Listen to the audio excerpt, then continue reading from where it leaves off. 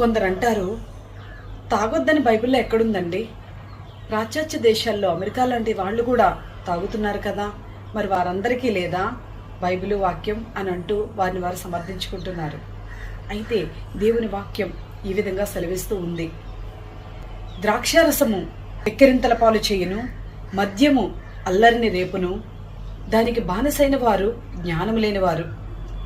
మద్యముతో మత్తులై ఉండకుడి, దేవుని ఆత్మచేత ఆత్మపూర్ణులై ఉండుడి అని దేవుని వాక్యం సెలవిస్తూ ఉంది. అయితే దేవుడు ఇంత క్లియర్గా చెప్తున్నాడు, మద్యానికి బానిసైన వారు దేవుని రాజ్యానికి పాత్రులు కారు, మద్యానికి బానిసైన వారికి అసలు జ్ఞానమే లేదని దేవుడు సెలవిస్తూ ఉన్నాడు. కాబట్టి మనలను మనము సమర్థించుకోకుండా క్రీస్తు మార్గములో చక్కటి అలవాట్లు కలిగి మన కుటుంబాన్ని సంరక్షించుకుంటూ మన కుటుంబంలో ఉండే వ్యక్తుల అవసరాలు తీరుస్తూ అందరికీ ఆనందాన్ని ఇస్తూ మనం జీవించినప్పుడు